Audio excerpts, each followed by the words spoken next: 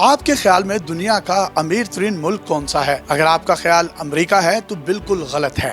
دنیا کا سب سے امیر ترین ملک ہے قطر۔ قطر ایک اسلامی ملک ہے۔ 2017 کے ڈیٹا کے مطابق کیپٹل انکم کے حساب سے قطر پہلے نمبر پر ہے۔ یہاں فی کس آمدنی $1,28,000 سے بھی زیادہ ہے۔ اس کا اندازہ آپ یوں لگا لیں کہ پاکستان $5,500 کے ساتھ 134ویں نمبر پر ہے۔ قطر سعودی عرب، UAE اور بحرین کے درمیان ایک چھوٹا سا ملک ہے۔ یہ اتنا چھوٹا ہے کہ دنیا میں رقبے کے اعتبار سے اس کا نمبر 158واں ہے۔ اس کا کل رقبہ تقریباً 11,500 مربع کلومیٹر ہے۔ یہ پاکستان کے تمام صوبوں سے چھوٹا ہے۔ لیکن آخر ایسا کیا ہے کہ اتنا چھوٹا سا ملک نہ صرف دوسرے عرب ملکوں بلکہ ساری دنیا سے زیادہ امیر ہے؟ اتنا امیر کہ اسے مڈل ایسٹ کا لاس ویگس بھی کہا جاتا ہے۔ قطر شروع سے ہی امیر نہیں تھا۔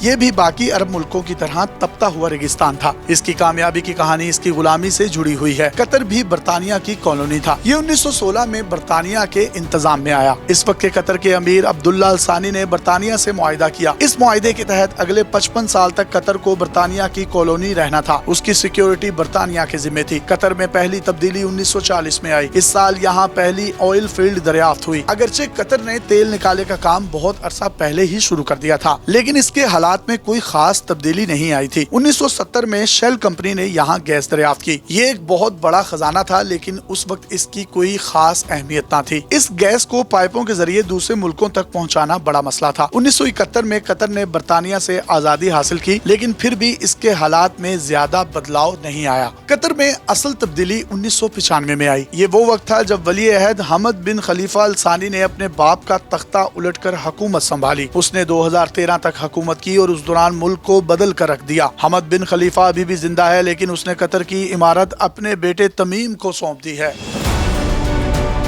اب سوال یہ پیدا ہوتا ہے، آخر شیخ حمد نے ایسا کیا کیا جو اس کا باپ 25 سال میں بھی نہ کر پایا؟ یہ $1 ملین کا سوال ہے۔ حمد نے قطر کی ساری سرمایہ کاری کا منہ ٹیکنالوجی کی طرف موڑ دیا۔ قطر کے پاس گیس تو تھی، لیکن یہ اسے بیچ نہیں پا رہا تھا۔ شیخ حمد نے گیس کو لیکویفائڈ کرنے پر سرمایہ کاری کی، یعنی گیس کو مائع حالت میں تبدیل کرنے کے لیے اس نے انویسٹمنٹ کی، اور اس ٹیکنالوجی کے ذریعے سے گیس کو مائع فارم میں تبدیل کر کے دوسرے ملکوں میں بھیجا جا سکتا تھا۔ آج قطر دنیا میں LNG گیس کا سب سے بڑا ایکسپورٹر ہے۔ پاکستان سمیت دنیا کے تمام ممالک قطر سے گیس لیتے ہیں۔ یورپی ممالک روس سے گیس لیتے تھے۔ روس اور یوکرین جنگ کے بعد یورپی ممالک نے بھی قطر کا رخ کرنا شروع کر دیا ہے، جس کی وجہ سے قطر کے زر مبادلہ کے ذخائر بڑھ گئے ہیں اور گیس کی ایکسپورٹس ناقابل حد تک جا چکی ہیں۔ قطر کو گیس کی فروخت سے اربوں ڈالر حاصل ہوتے ہیں، لیکن اس نے صرف اسی آمدنی پر اکتفا نہیں کیا، اس نے اپنی اکانومی کو ڈائیورسفائی کیا ہے۔ قطر نے 2005 میں قطر انویسٹمنٹ اتھارٹی قائم کی۔ اس اتھارٹی کے ذریعے اس نے دنیا بھر میں سرمایہ کاری کی اور اربوں ڈالرز مزید کمائے۔ یہی وجہ ہے کہ جب 2017 میں سعودی عرب نے قطر کا بائیکاٹ کیا تو اسے کچھ خاص فرق نہیں پڑا۔ اس وقت یہ رپورٹ سامنے آئی کہ قطر نے دنیا بھر میں $335 ارب کی سرمایہ کاری کر رکھی ہے۔ آج آپ دنیا کے کسی بھی ترقی یافتہ ملک میں چلے جائیں، آپ کو ہر جگہ قطر کی سرمایہ کاری نظر آئے گی۔ قطر نے یہ انویسٹمنٹ ہوٹلنگ، اپارٹمنٹ بلڈنگز اور بینکس میں کر رکھی ہے۔ اس کے علاوہ قطر کی تیل کی بڑی کمپنی شیل اور روس کی سب سے بڑی آئل کمپنی میں بھی انویسٹمنٹ ہے۔ قطر نہ صرف مالی لحاظ سے انتہائی مضبوط ملک ہے، بلکہ اس کا سیاسی اثر و رسوخ بھی بہت زیادہ ہے۔ اس کی ایک چھوٹی سی مثال افغانستان میں امریکہ کی جنگ ہے۔ امریکہ نے مذاکرات کی میزبانی کے لیے قطر کا انتخاب کیا۔ یہی ہونے والے معاہدے سے امریکی تاریخ کی سب سے بڑی جنگ کا خاتمہ ہوا۔ قطر نے عرب ممالک میں اپنا اثر و رسوخ بڑھانے کے لیے دنیا کا سب سے بڑا عرب میڈیا چینل الجزیرہ بھی اپنے نام کر رکھا ہے، اور یہ اسی کی انویسٹمنٹ ہے۔ الجزیرہ نے دنیا میں قطر کا نام پہنچانے میں ایک اہم کردار ادا کیا ہے۔ قطر اپنے سافٹ امیج کو بھی بہت اچھے طریقے سے دنیا کے سامنے پیش کر رہا ہے۔ حال ہی میں اس نے فیفا ورلڈ کپ کی میزبانی کی۔ یہ فٹ بال کی تاریخ کا سب سے مہنگا ورلڈ کپ تھا۔ اس فیفا ورلڈ کپ میں قطر نے تقریباً $200 ارب کے قریب سرمایہ کاری کی اور اسٹیٹ آف دی آرٹ جدید چھت والے ایئر کنڈیشنر فٹ بال اسٹیڈیمز بنائے، جن کو دیکھ کر دنیا دنگ رہ گئی۔ قطر فیفا ورلڈ کپ کے علاوہ دوسرے کھیلوں کی میزبانی کے لیے بھی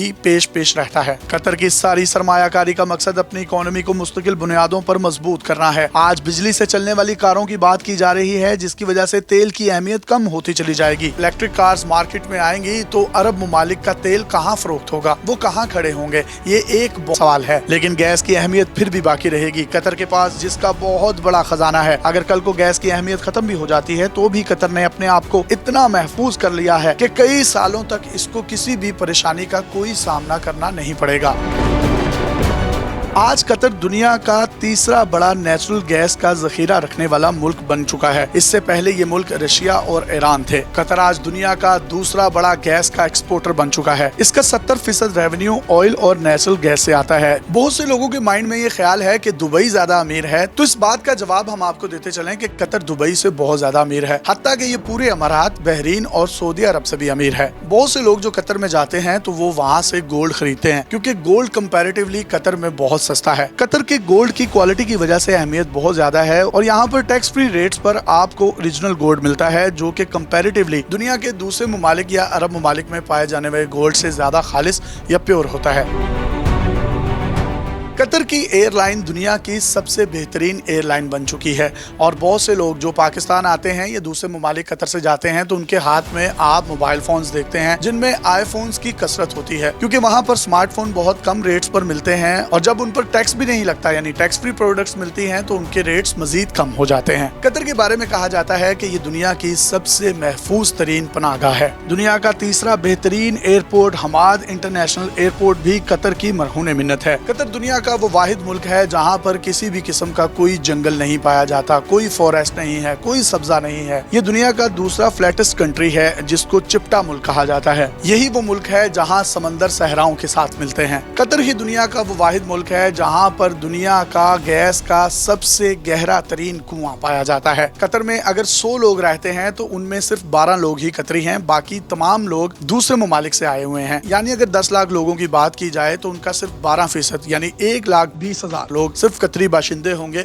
जबकि बाकी की तमाम पॉपुलेशन दूसरे ममालिक से आई हुई कतर में क़याम पजीर है। कतर दुनिया का वो वाहिद मुल्क है जिसकी सबसे ज्यादा प्रॉपर्टीज लंदन या बरतानिया में है। अपने मेजबान यासिर शामी को इजाजत दीजिए। किसी और मुल्क की तरक्की और अजीबो गरीब इंकशाफात से भरपूर वीडियो लेकर आपकी खिदमत में हाजिर होंगे।